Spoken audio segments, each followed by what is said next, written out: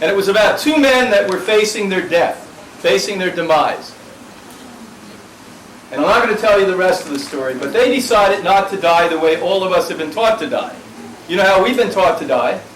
Go into mourning, everyone mourns around you, everyone suffers, everyone's sad. We get the violins out, we put black all over the place, shut the curtains, and get ready for the end. They did the total opposite of that. So I want you to see that, because what it does is it gives you a little insight into what I'm talking about right now. And that's what we need to do. We need to get to the place within who we are to be who we are. Most of us have gotten to the place where we're a little better than we used to be. That's not where we want to stop. We want to get to the place to be who we are.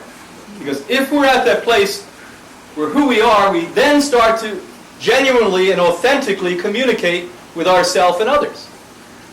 If you're not at that place of being who you are, all your communication is literally, at best, an embellishment and mostly bullshit. Most of our talk is chatter. Notice that? Yeah. It bores me so much. I listen to people talk, chatter. You ever see these talking heads on television? They drive you crazy. They all say, they all have opinions. Everyone has an opinion. Does anyone tell you exactly what they truly feel? Nobody. Because it's frightening to say what you feel. Because somebody may hold you responsible for what you said.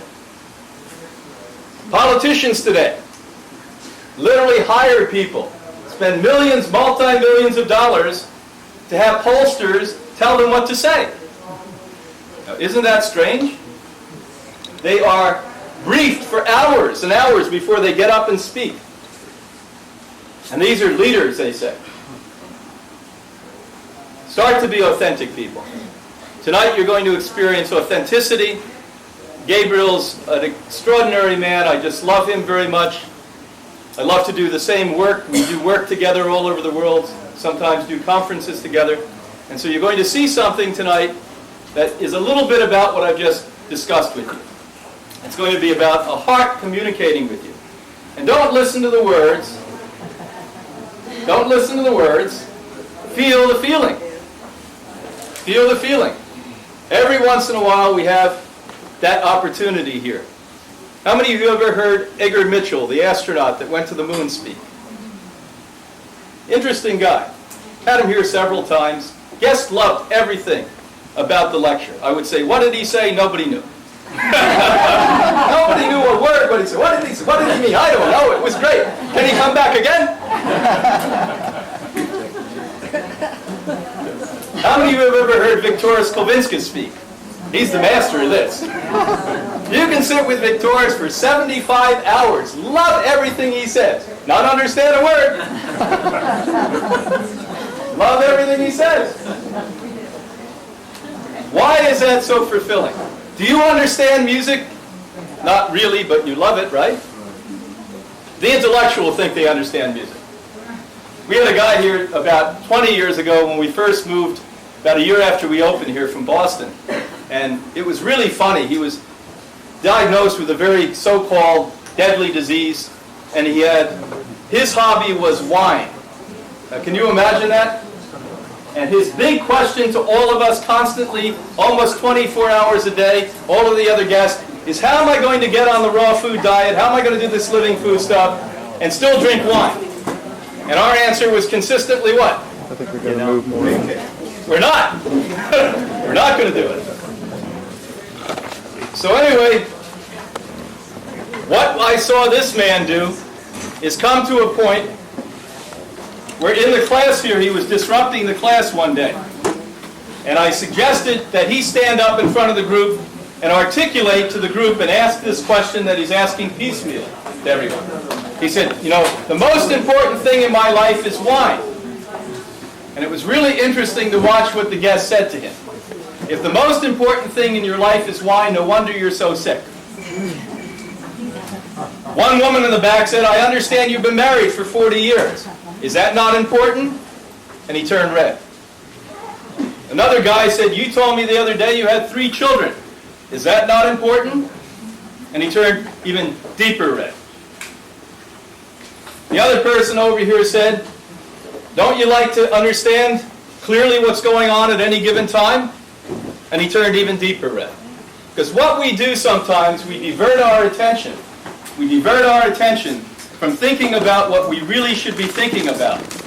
What should we be thinking about 100% of the time? Self. Period.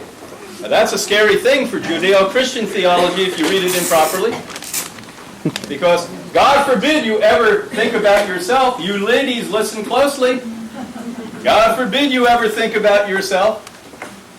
But that's all you're capable of.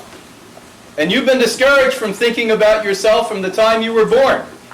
And the only thing you are capable of doing, consistently, constantly, without fail, is thinking about yourself. Now, how many of you really knew that? Raise your hand. And you see, what a con job they've done on you. A lot of us, including myself, when I began the work 10 years into it, I used to tell people, why do you do this work? To help people. And then one night when I was going to bed, I realized, boy, was I lying for the last 10 years. Because the truth was, when I opened up and went to that edge of my imagination, was why I was doing this is it made me feel good.